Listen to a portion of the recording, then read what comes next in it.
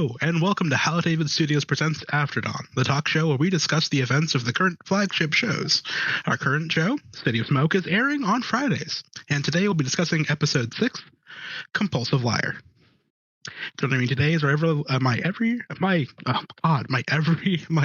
lovely co-host, Tink. Sorry. How you doing, Tink? I actually almost bit my tongue there. What's in your tea? Nothing. This should be caffeine. It's not me being excited. It's the lack of energy, I think. My mouth wants me to lie down. How are you doing, Tink? I'm doing all right. I am Tink, and yeah, we're discussing episode 6, wherein gifts were given by Granny Gladstone, a unique prescription was put in for some super specs, and 3/4 of the Choke Fluffs did a surprise B&E that resulted in stabbing. I mean, that's just a good B&E, right? Like, that's like the proper procedure to like a breaking and entering. Like, you just end up stabbing whoever inside. Yeah, seems legit. Yeah, I mean, that's how it worked, and I'm sure that was the correct way to go about it. Joining us today, Well, and I guess protocol was followed. Joining us today, we have the mighty Solomon. Hello. And I need a fancy word for Aidon. Enigmatic. Yeah, there you go. The enigmatic Aidon. There you go. Oh, hi, welcome in, Aidon. There you go. Hello. Yeah. Hi. I need like fancy words for you, Aidon. Like really fancy ones. I need like 10 syllables or some shit. Like, I want to fall over trying to say the word for you. But anyway, welcome in, you both. Happy to have you on the show. How you guys doing?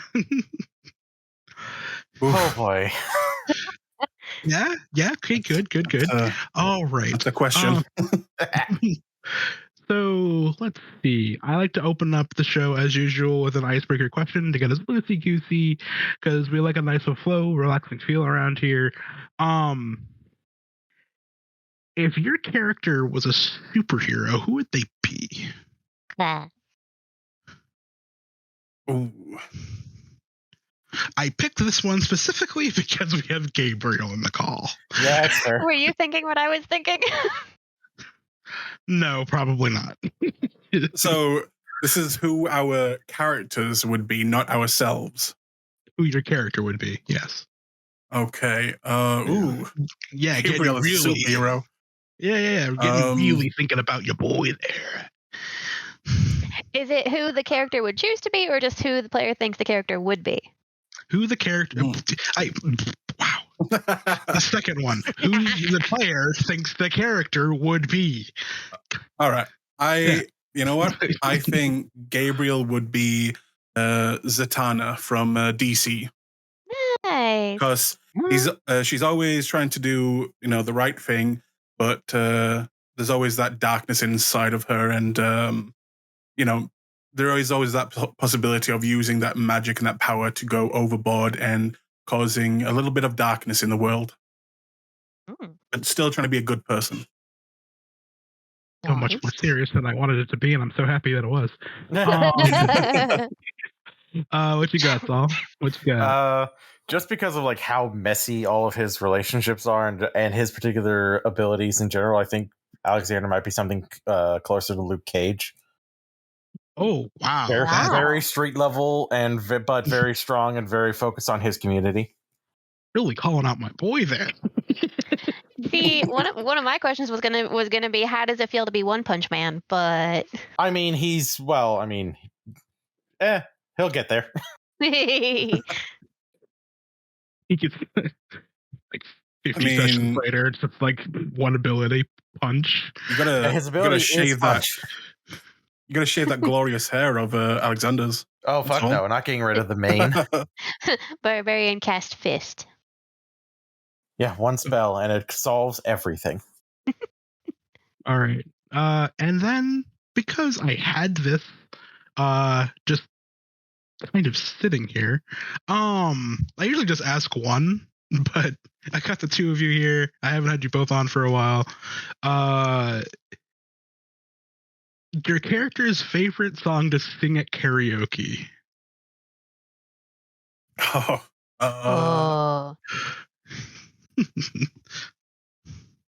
Oof.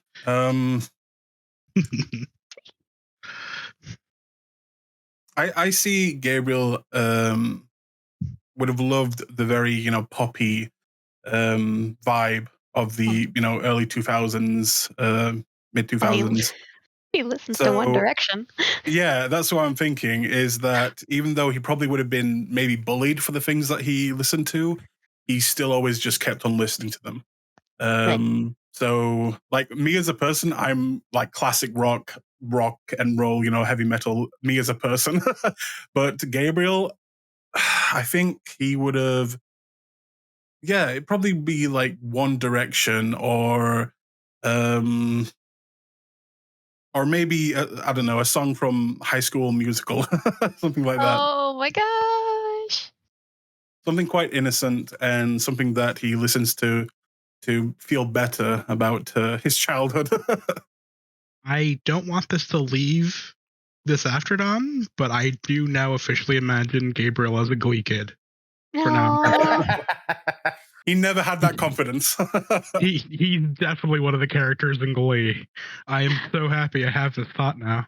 I think who I'd be from Shrek the Musical would fit him so well. It's so cute. What about you there, Saul? I definitely think that he'd probably actually be sing something like from Tame Impala or the Griswolds. Something that kind of sounds very like lo-fi or like poppy. Depends on his mood. Whenever he's really chill, he goes for Tame Impala, like Lost in Yesterday. And for when he's like really energetic, he's wanting something more like Be Impressive by the Griswolds, because he also just wants to push himself and those around him to be the very best that they can be. That no one ever was. Yeah, exactly. That's Gabriel over there. He's already got a monkey. All right. I'm really gonna find a different name for icebreakers. This is a tea house. But Tink, I'm turning it over to you. Gabriel's got game. How's he feeling about making an interesting new friend? You say he's got game, but he doesn't know that he has game. No, that's the best kind of game. Yeah. Only those with knowledge that they have Grizz can use it the correct way for the safety of humanity. So Gabriel and him finding possibly, a date. Ooh, so cute.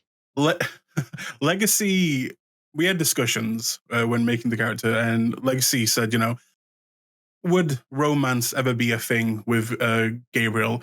And I told her that on the most part, maybe like 80%, probably not, just because I don't see Gabriel having interest in like anyone or anything.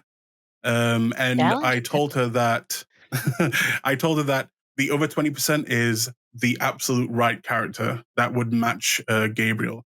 And there was discussions of two different types. The type of, that very awkward type, matching Gabriel's energy, and the dominatrix type, where Gabriel would always just kind of want approval and get that from that. So in that one episode, there was both types. Yes. So me as the player was wondering, wait, am I supposed to romance both of these? What am I supposed to do here? I mean, sure. Gabriel gets pulled into a Sabat polycule. Aww. City of Smoke is just a date simulator.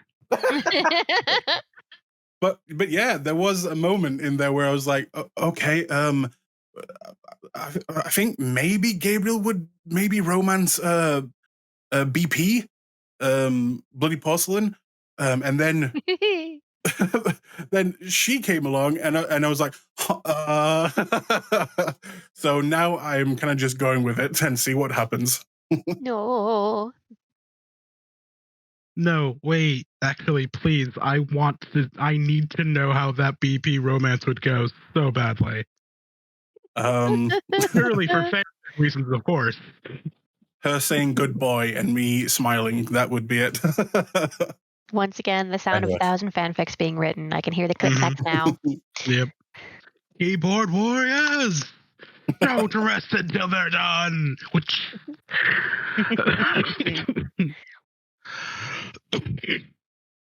Yo, Saul. What's up? Alex's grandma is awesome. Yeah. Yeah, that's true. We know this. Yeah.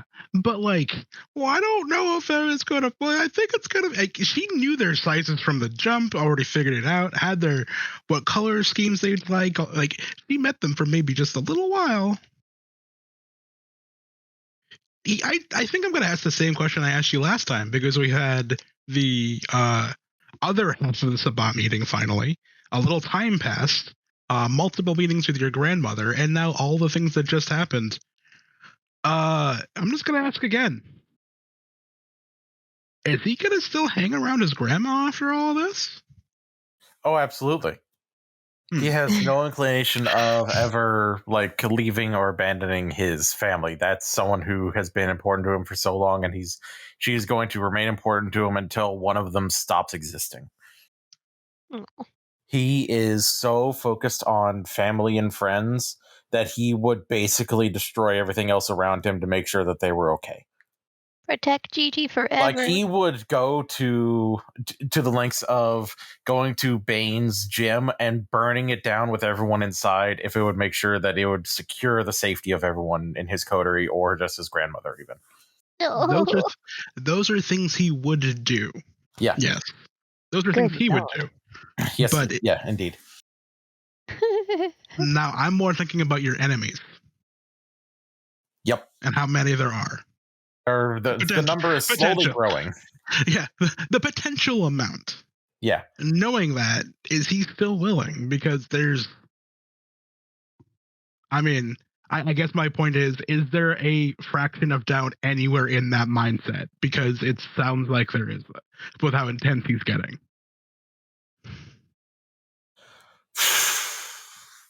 It's hard for him to like think too far ahead to the point where it's just like, oh, I don't know if I can handle this anymore. He already knows that he can handle like one person. He can handle Logan being pissed if he continues to exist for the future nights. But like having the entirety of the Sabat after him, especially since they know where he lives, is a really, really big problem. But he hasn't. But he's very focused. He's like tunnel vision. So like right now he is so focused on Alana and her blood bond that he can't even fathom anything about moving his grandmother or trying to find a safer place for her right now, even though that's still kind of in the back of his mind, along with Big Mike and the tagger and everything for that. Yeah, speaking of big problems and Big Mike, what's the game plan with like what he's gonna say to him? There was, and then the blood bond scene happened, and we went and kicked the shit out of a full blood Toreador into torpor. And now he's thinking that it might just be easier to get the job done, so Mike just leaves his grandmother alone. Yeah. Beautifully flawed character. I love it. Moving on. Hey, Aidon. Yes. You designed also a beautifully flawed character. I love Gabriel. Everyone does. Sweet bean. Yes. Will be protected. Yes, forever. But on the other hand, I don't know. It's a straight up maybe on that, because even the act of just trying to get someone glasses is a huge deal for you these days. I don't mean your character. I meant everyone else around you, because you do have the immediate disgust that I can't look at you flaw going on. Yeah. Like, he's so cute. Cute in the oh, he's cute, but oh, he could do something weird. I'm gonna stay away from him.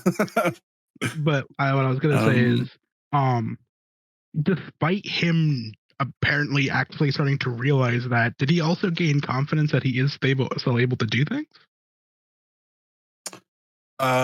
No, absolutely not. Okay. The reason why he went out and tried to, get these glasses sorted is that Gabriel always keeps his word. He always does his best to complete his promises. And that's literally on my sheet. And he was always going to do whatever it took to get those glasses for her. With any other, promise that he makes, he will always do his absolute best to fulfill it.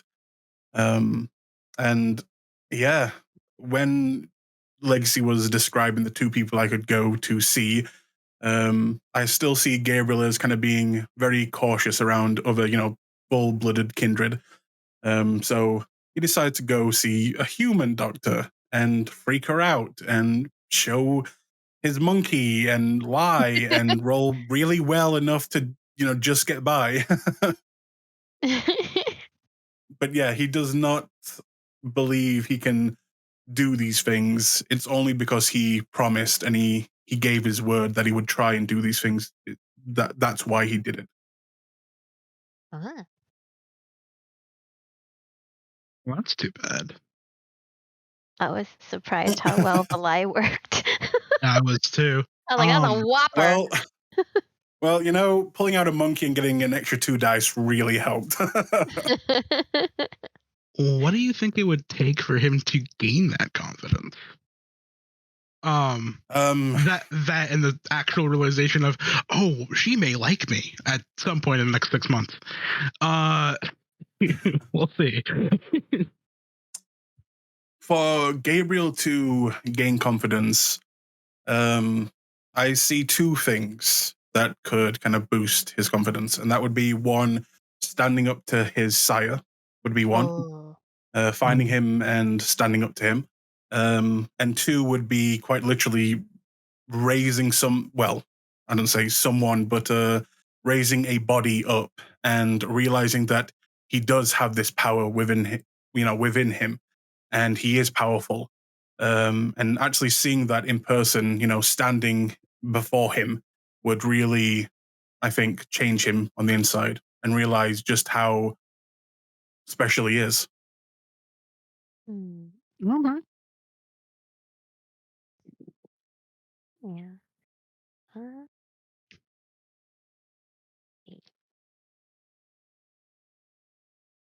Well, heck.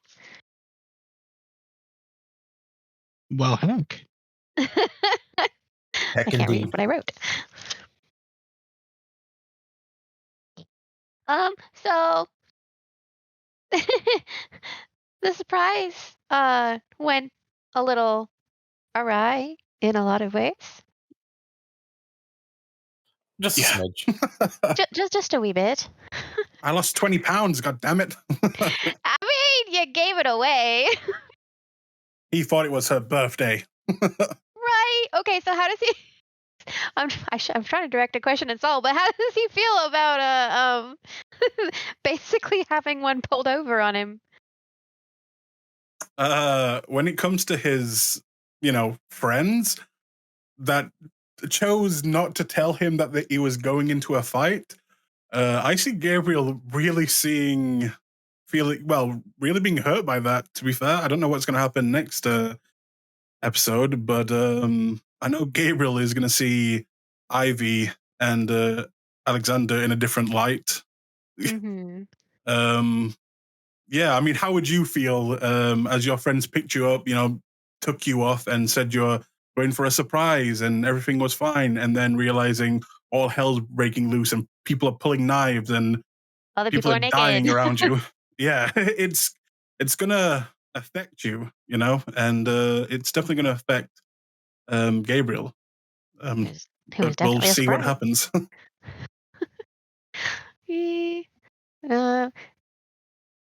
Yeah. Great. Well, you were directing that question at Solomon, I think. Well, no, I was directing that one at Aidon. I was trying to think of one for Saul, but then that one came in my head. I got a perfect one. Yo, Saul. Sup? What was the actual plan in Alexander's mind when they were going?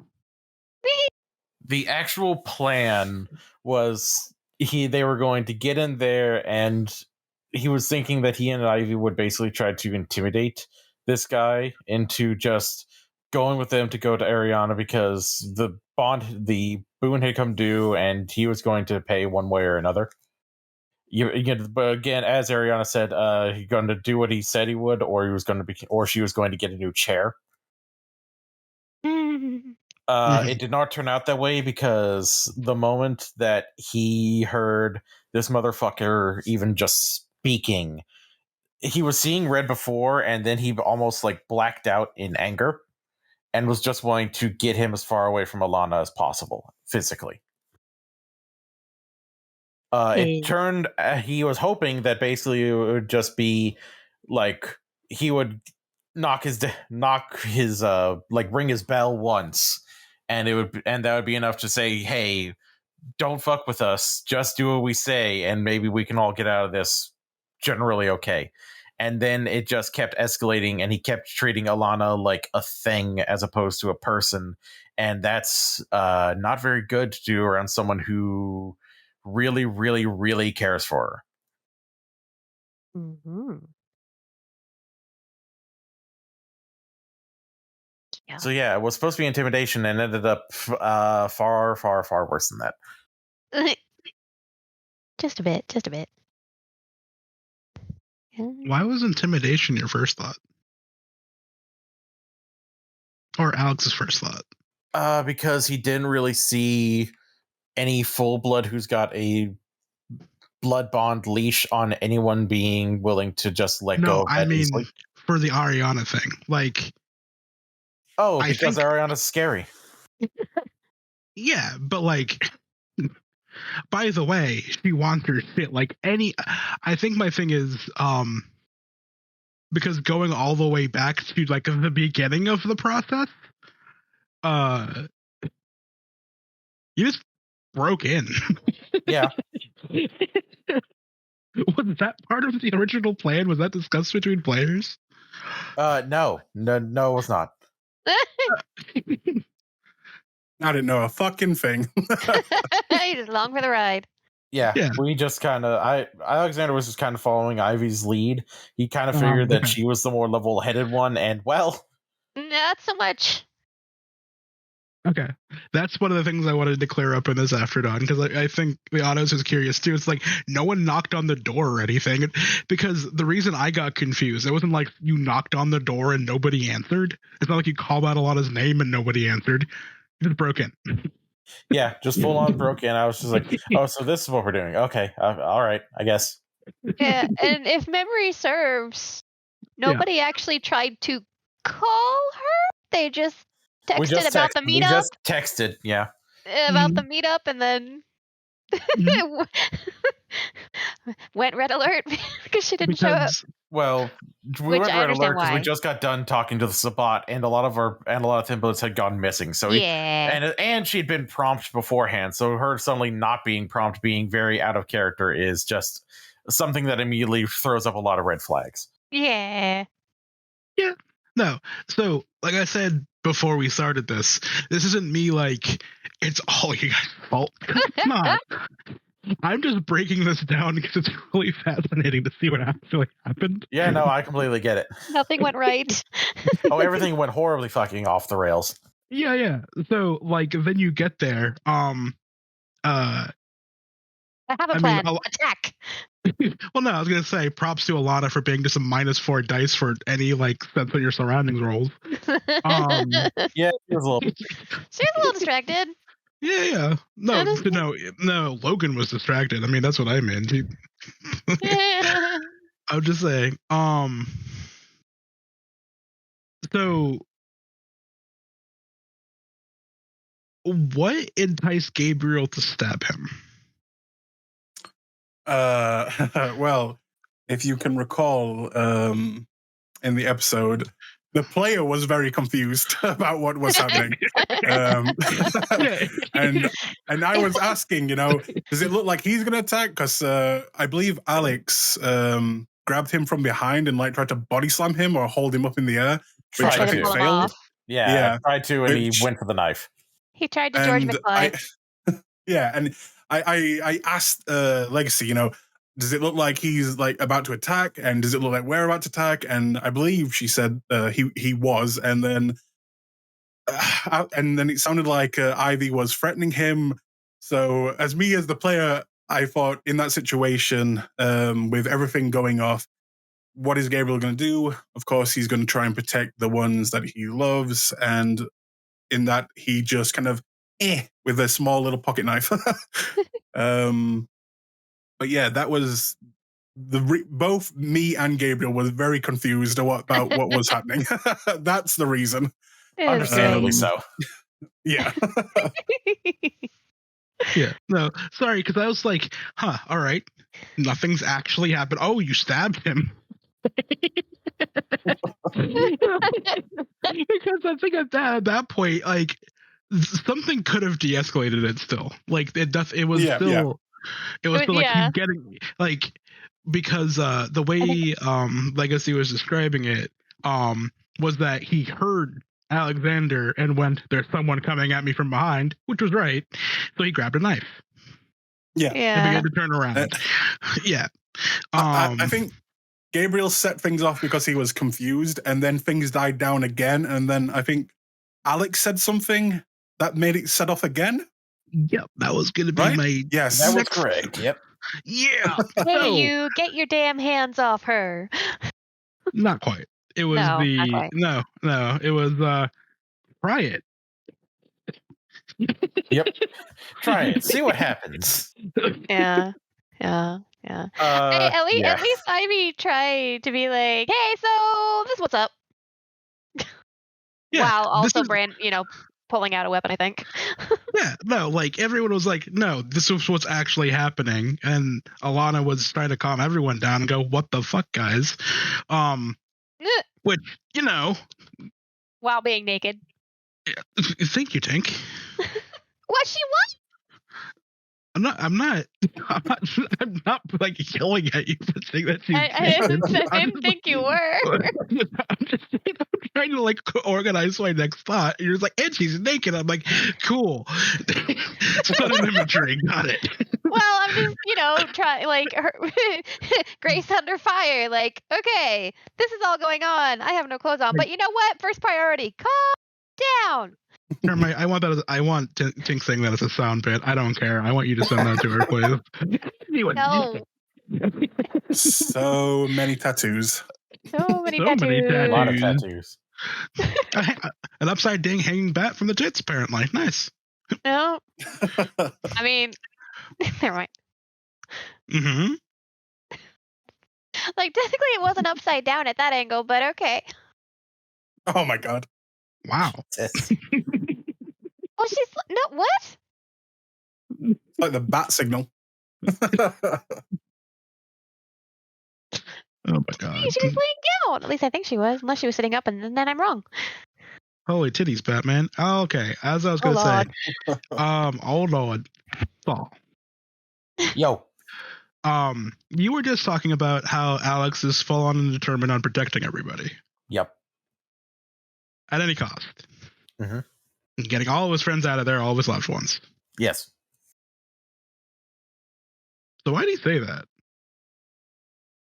What do you mean?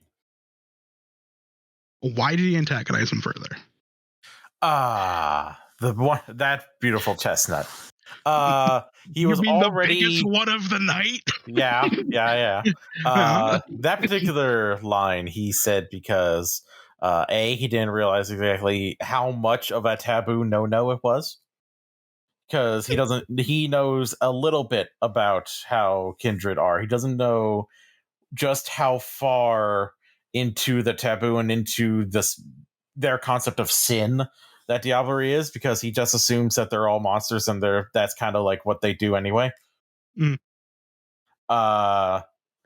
But the main reason that he threatened with such a violent act is because he treated Alana like a thing. It wasn't just like, don't you dare hurt her or get your hands off her. Is don't look at her. And it's not even just because I care for her. It's because she's mine. Whoa. And that and that sort of like thought for that as soon as it crossed Alex's like cognition, that he doesn't even see that Logan doesn't even see Alana as a person. He sees Alana as like a pretty object because Toreador. He immediately fucking snapped. He was wanting the fight to continue, so that way he could continue just beating this guy into a puddle, basically. Ugh.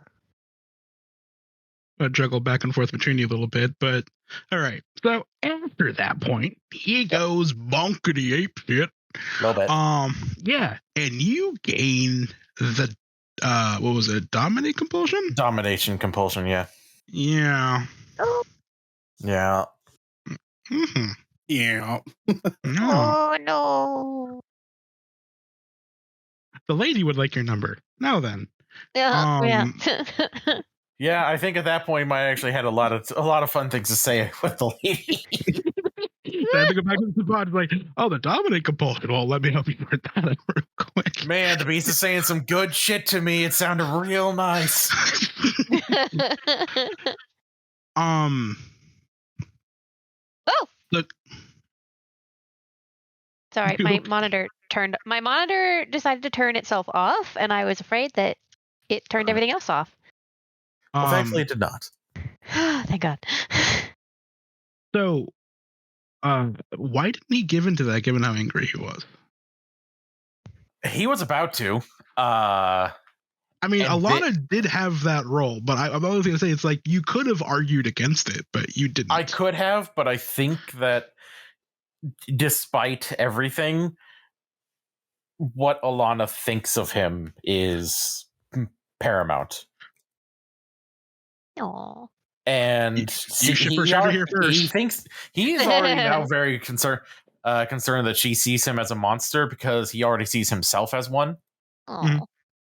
So just making that even worse by basically beating her boyfriend into pudding would not very much not help the situation. So he was very much willing to just let it go, or try to let go, because it's still lingering in there and he has to deal with that.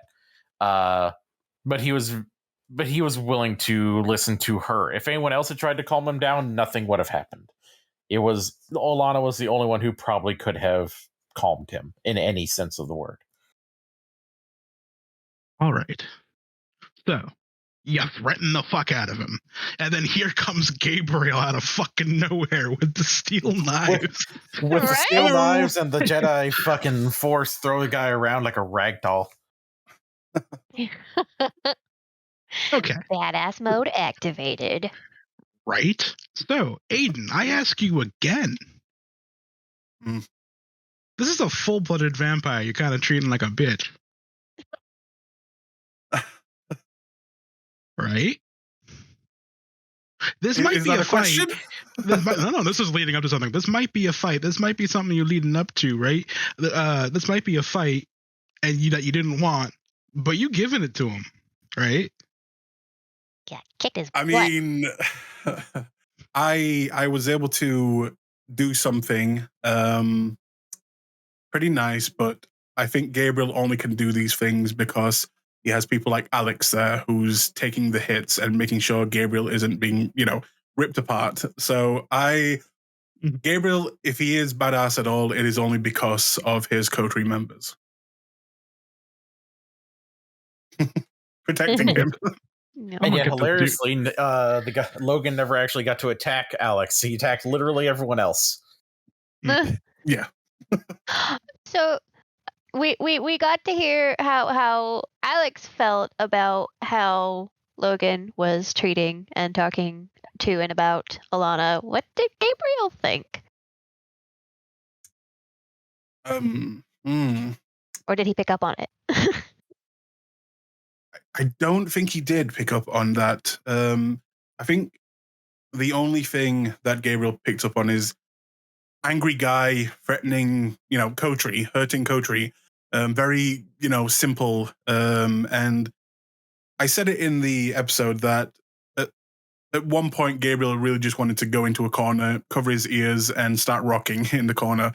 and just kind of pretend that this is not all happening. And that's the reason why Gabriel wanted to just throw this guy out of a window and get him away from himself and his coterie.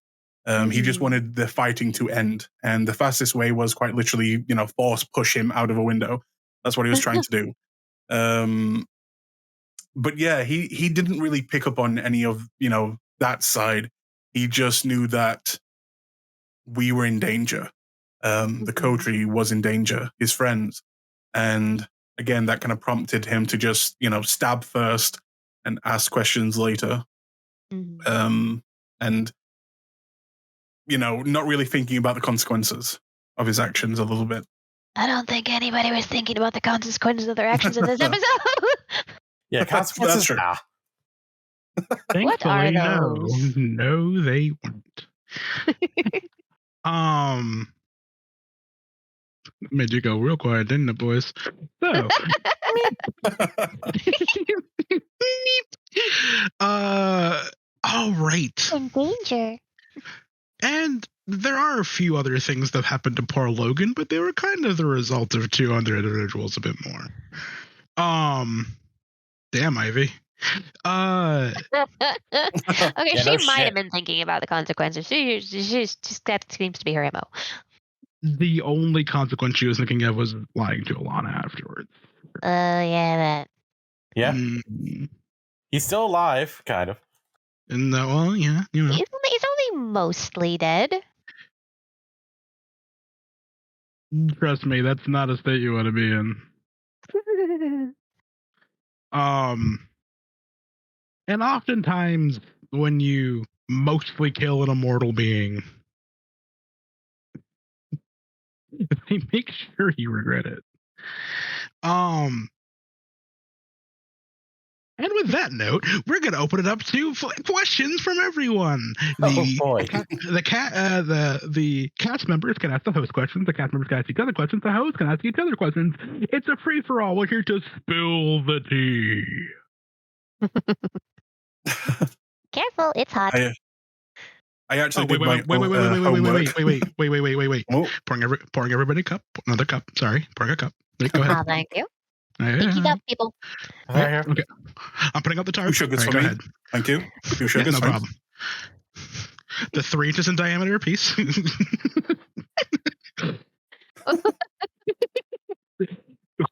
There it is. It's like the cups from Friends that do the giant ass soup bowls of coffee. There we go. Oh my god. That's a lot of tea. All right, and what you got? I have some questions for Solomon, and I have some questions for you guys. Oh boy! Yeah. One saucy question for you, Solomon, and it's a bit of a two-parter. I'm going to split it between you and the hosts, and that is, why do you think Legacy used your grandmother's voice for your beast? And for the hosts, if you were Kindred, what do you think your beast would sound like? Oh, jeez. Oh, that's so fucking easy. I'm gonna wait. I already know. That's the easiest shit. It's kind of the answer is kind of two-pronged for me. One, because of there was another person that I was thinking it would be the voice of, but we haven't been introduced to that person yet. So it'd just be kind of weird coming out of nowhere. But it'd be cool. And 2, because it's just really fucking funny that it's Granny Gladstone is the voice telling him to like put his hand into this guy's chest and rip out his heart. Ugh. It's just real funny that his grandmother is one telling him to just rip and tear until it's done. I have a scarier answer for you, Aiden, that I think Saul will appreciate. Oh, I'm sure I will. Yes, please. The beast chose the voice of the person he and he knew it would listen to. That's true. Yeah, that's good. There was no way he wouldn't listen to his grandmother with that kind of thing. Yep. It's just like, am I doing the right thing? And grandma's just like, yeah, you're doing great, sweetie. Entrails Keep everywhere. Choking, dear. Keep choking until you hear the snap. Oh my god. Grandma, his tail's still wiggling. You're not doing it enough, my dear. Granny Gladstone's Murder Lessons 101. Welcome to the Gladstone Murder. It's swole. Go ahead, Tink. What does your beast sound like? Well, what are they supposed to sound like?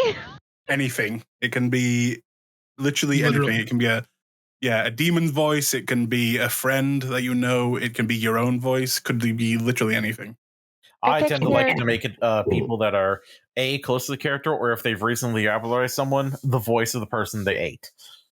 Oh, I have no idea. I'll just say Tiny Tina. Tiny Tina.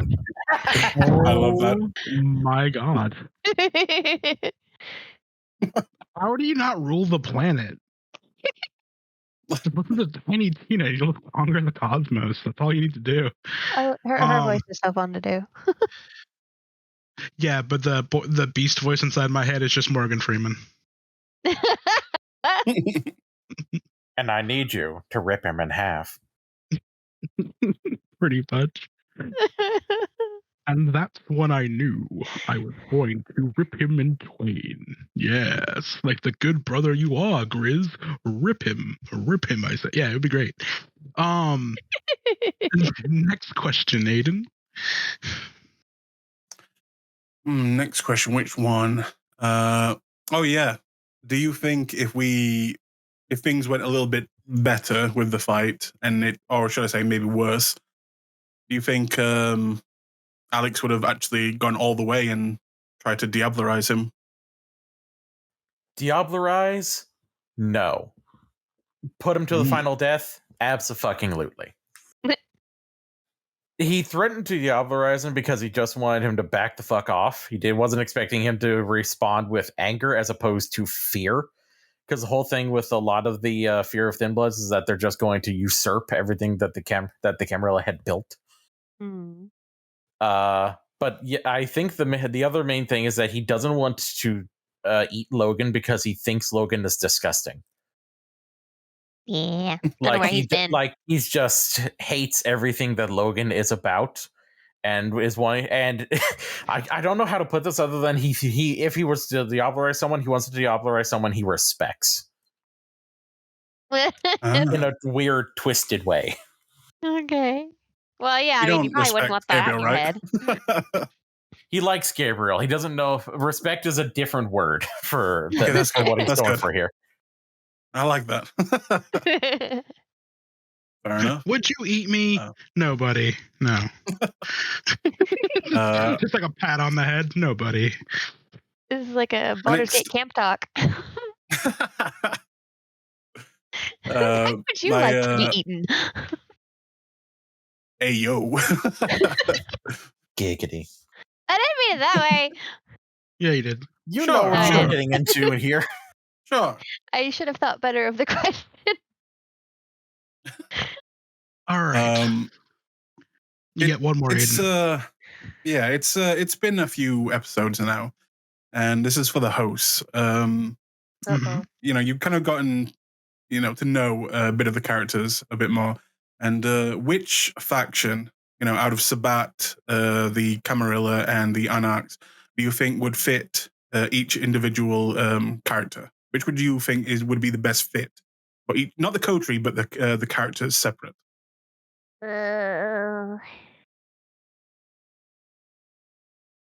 See, I don't know because I don't want to assume anything. It's just what you believe. It's not like pushing anything. I can't answer this question. Oh no, you can too. No, I can't. Oh yeah, that's true. That's true. In that case, I will just say, out of everything that has happened for Gabriel, I think he's mostly, weirdly enough, pointing towards Sabat. That right now. I had a feeling. Yeah. Yeah. He got like a 5-star dinner. Yeah, and they were nice to him, and yeah, he got treated like a prince. Yeah, so that's where he's kind of, if you had to choose.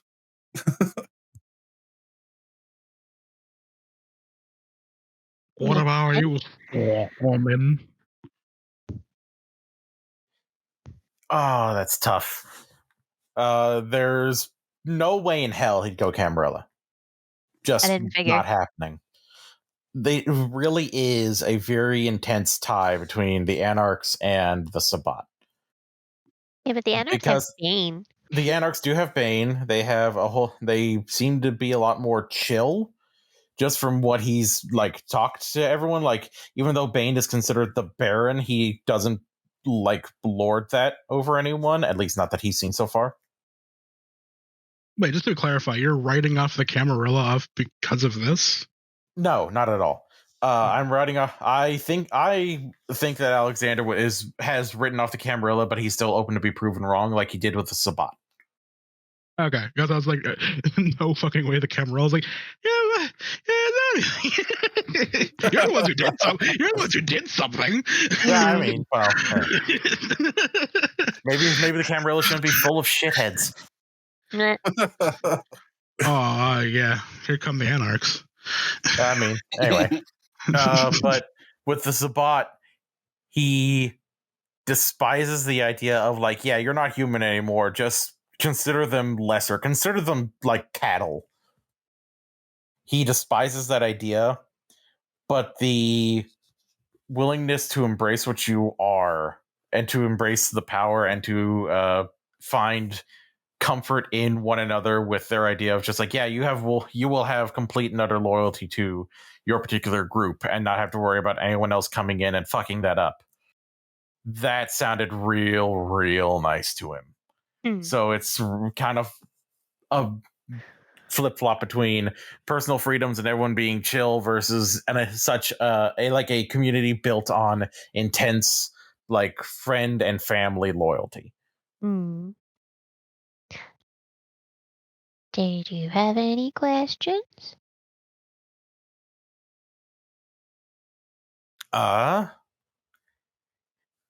Yeah, I got a question. What did you two think the fight was going to end up as? Did it go about how you might have been expecting or hoping? I can't answer that question. I wasn't expecting any of this until it was happening, and then I went, "Oh no!" I'm gonna get a canned sound bit of me saying it exactly like that. So whenever something's like, "What about you?" I can't answer that question. I plead the fifth. Get out of my brain. I played the fifth. The fifth. I would not like to comment at this moment. No comment. No comment. You did it again. We started. I'm in your head. But it's only two times in a row within like less than a minute that we started saying the same thing at the same time. That's what we do. We're being assimilated. Now you are both Alex. Congratulations. I don't think I'd make a very good one. For one thing, I am very small and very not strong.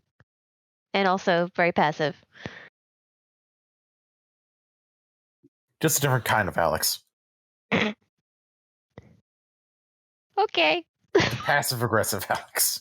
No, not aggressive, just passive. You're the aggressive, I'm just the passive. That's fair. All right. Question now. Plans for after you run the fuck away from this building? Oh, God. Mostly is to try to get back to Ariana. Because she said she was going to help out with the whole withdrawal and detox bit from the blood bond. She might need help with a little something more than that. Yeah, that's very true.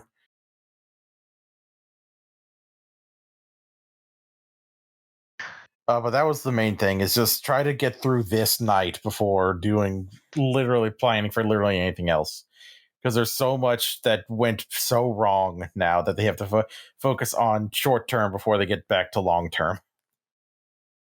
Can y'all believe that Schmuck was trying to pass his ode boon on to Alana? What the heck? Yeah, right? Alexander doesn't even know about that shit, and if he did, there would be no chance that he was just in torpor. I was wondering. I wonder if they're going to find out. I wonder as well. I don't think Alana's really going to want to talk to you guys for a bit. I'm going to be real honest. Well, I'm just like... I think things are, in fact, going to be a little bit tense for a while. Y'all go camping. All right. Any other questions, y'all? For each other? For us? For your castmates? For your storyteller? I have a very serious one for Termite. Sure. Why? Why or why not? Both good questions. I think for this one, it's very much why. Like, she was supposed to be the level-headed one. What the fuck? Yeah, all you had to do was knock on the door, walk in, and go, your shit's due. And I'm so happy it didn't go that way. I'm also happy it didn't go that way. Also, Aidon? All that is happening through all of these episodes is that Gabriel's slowly becoming the most innocent being out of the entire four of these people. And all I have to say is, given your character, I gotta tell you. Well, that's the thing, is that, you know, he was meant to be, this kind of flip, being this very passive person, you know, this very meek person. But when he, you know, dives into that necromancy, that's the side, what you see in the art is, you know, when he's raising the dead, that's when he goes into a different, darker place. And we just haven't seen that yet. And that's just because of how me and Legacy are kind of homebrewing the necromancy side.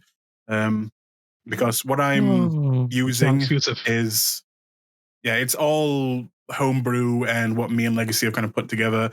So it just takes a lot longer to do, and we discussed it and decided on it should be a big thing, not just, you know, I'm going to make a zombie on the first episode, I'm going to make a zombie there. And, you know, when he first actually does this and actually brings someone back, it should be a big moment. And also, again, that kind of, like I said earlier, the part where he sees more confidence in himself, but maybe not in a good way. Maybe, you know, you get to see a little bit more of that art that Gabriel has with that kind of evilly smile, but still doing it all from, you know, a love in his heart. It's just not maybe it's just a twisted love. I got tainted love stuck in my head. Yeah, I was gonna say, I don't think there's any other kind of love that happens in Vampire. True. All right. Any other questions? Yeah. One question to everyone who was there. Just okay. Is it a serious question? But go ahead. It's a player serious question, but also kind of a jokey question in the fact that why didn't anyone tell Gabriel what they were doing so he didn't sign his name in that goddamn login book, so there's evidence that the Camarilla can now just come and get him. Right. God damn it. He's the only one that used his name. Yep, because he didn't know what's happening. You see, I can answer for Alexander, and that's because Alexander wasn't thinking about it, because all he was thinking about is, I want to beat this guy to death. That's all he was thinking about, was just destroying Logan. Ivy, on the other hand, I have no fucking clue why she didn't say anything. But other than that, I'm good. All right. Will Alana ever forgive y'all for what you did? Will Ivy stab somebody else? Will Gabriel get tracked down from a ledger? Will Alexander go, sorry? Well, find out next time on. All right. Thank you all for listening. This has been another episode of After Dawn. Thank you both for joining us. Aidon, Saul, always a pleasure. Super honest answers. Always love to hear them. Love to have you guys here. Thank you, Tink, for being wonderful as always. Oh, thank you. Thank you. And for you people listening, listen up. These episodes are dropped at Thursdays at noon for the $5 tier on the Patreon at Hallowed Studios. Patreon.com. They are released to the public 1 month later. Think about subscribing to keep up to date with your talk news for Hallowed Studios. Do it. You have no choice. The lady will get you. All right, everybody. Have a good night.